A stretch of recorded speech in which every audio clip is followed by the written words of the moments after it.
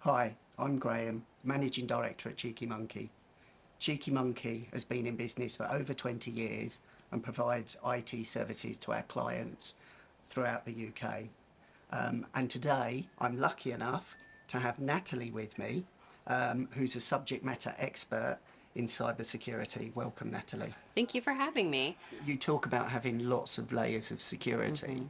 So most people can relate to owning a house Oh, and how yeah. you protect it. Could you Yeah. explain how it's similar? Sure. So it's really similar. So the first thing you would do is identify what it is you want to protect. So if you think about what would you want to protect in your house, Graham?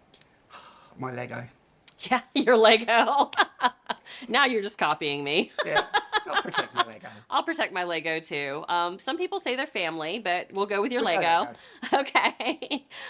So we'll think about family, our collectibles, our Lego, our TV, our laptop. Even if you think about it this way, it's a much different story if your laptop is stolen versus your TV, right? Yes. Yeah, your TV is stolen, you're probably going to get a great new one because technology moves so fast. You're going to get an awesome TV. If your laptop is stolen with all your data, that's bad, right? Very bad. Right. So then after you think about your inventory of what you have, then you're thinking about how do you protect it. So how do you protect those things? The very first step is what? We have doors, We have doors, we put locks. locks. Right.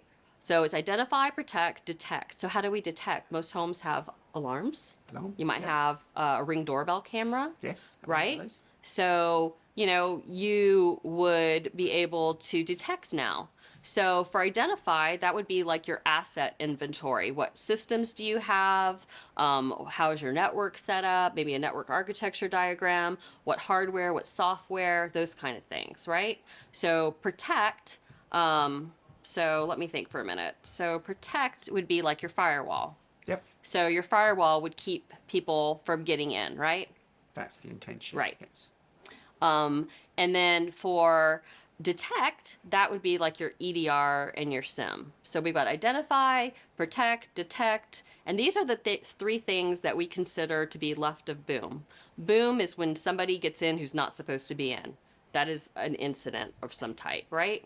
And then we want to, after that happens, then we're right of boom, and we have to decide now what do we do next. So in our homes, when we respond, we might be calling the security company. Our alarm might go off. We might be calling the police.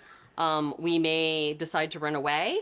We may decide to fight back with a baseball bat if we're particularly violent, right? Okay, so the way you would respond now is the SIM also will allow you to respond to these kind of incidents. The SOC can help you respond. And then the last step is to recover. So how do we recover? So we might file an insurance claim, either for either scenario, right? Well, maybe that's kind of respond recover. The insurance claim, maybe the recover is buying the new TV, really. Yeah.